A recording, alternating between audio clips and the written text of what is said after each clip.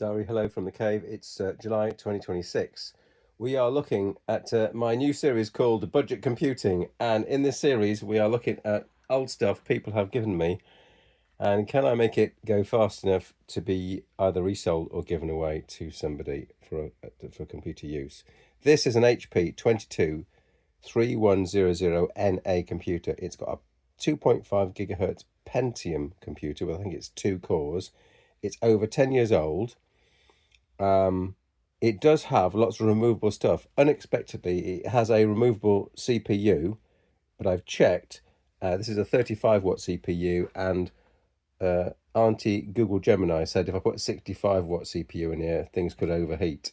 But I could go up to a 4-core CPU or a 2-core 4-thread CPU. But like I say, that would be about 50 or 60 pounds, uneconomic.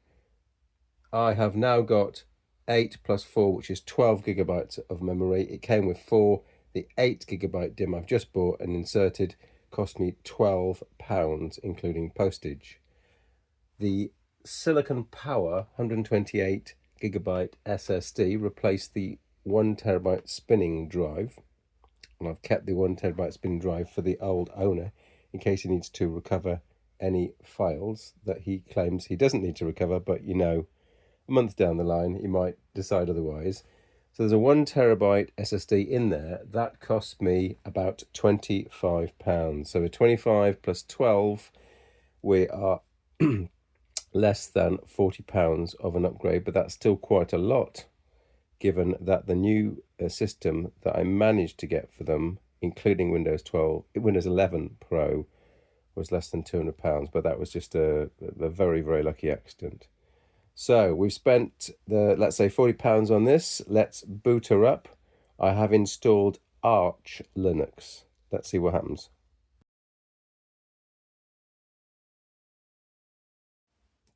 Go.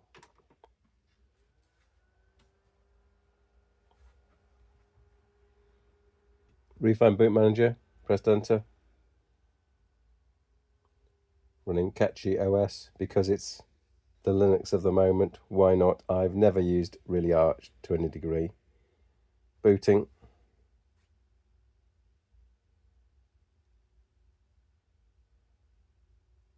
Still booting. Whoa. We're up. BBC News loaded.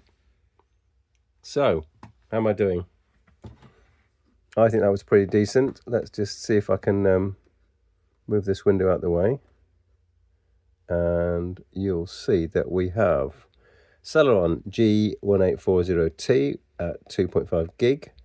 We've got the HP 22-3100NA running 64-bit Linux. We've got 128 gig SSD.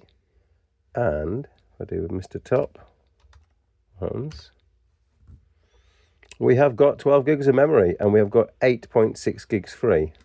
So I think that is a decent enough machine for surfing. Thanks for watching.